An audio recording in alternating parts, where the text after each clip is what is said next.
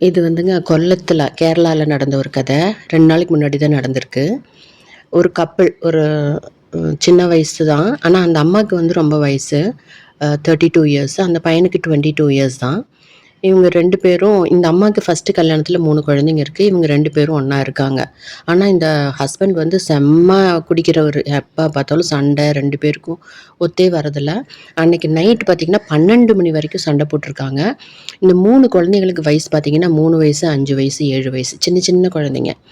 சண்டை போட்டுட்டு இந்த 12 மணிக்கு இந்த பொண்ணு என்ன பண்ணுறா, போய் பக்கத்தில் இருக்க கிணத்துல போய் குதிச்சிடுறாங்க. குதிச்சதுக்கப்புறம் இந்த குழந்தைங்க போய் பக்கத்தில் இருக்கிறவங்க கிட்ட சொல்லி, அந்த பக்கத்தில் வீட்டுக்காரங்கெல்லாம் வந்து ஃபயர் ஃபோர்ஸுக்கு ஃபோன் பண்ணி ஃபயர் ஃபோர்ஸ் வருது. அதில் ஒரு நல்ல ஆஃபீஸருங்க பாவம். அவர் கிணத்துக்குள்ளே இறங்கி காப்பாற்றலான்ட்டு, அது 80 அடி கிணறுங்க, ரொம்ப ஆழமான கிணறு. அவர் இறங்கி காப்பாற்றி மேலே கொண்டு வந்துட்டுருக்கிறாரு. இந்த கிணறு பார்த்திங்கன்னா ஒரு சேஃப்டி இல்லாத ஒரு கிணறு, ஒரு பழைய கிணறு. அதில் வந்து பூச்சும் கொஞ்சம் இல்லை. இந்த இந்த ஹஸ்பண்ட், குடிகார ஹஸ்பண்டு அதை எத்தி எத்தி பார்த்துட்டே இருக்கிறாரு.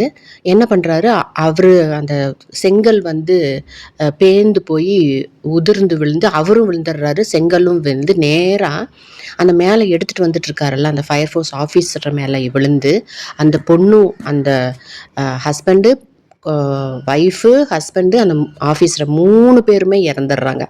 ரொம்ப ரொம்ப ரொம்ப சோகமான ஒரு நிகழ்வுங்க. இப்போ அந்த 3 குழந்தைகளும் அனாதையாக இருக்காங்க. இது என்னன்னு சொல்கிறதுங்க, எப்படியெல்லாம் நடக்குது பாருங்களேன் ஒவ்வொருத்தவங்க லைஃப்பில். ரொம்ப பேத்தட்டிக் சிச்சுவேஷன்.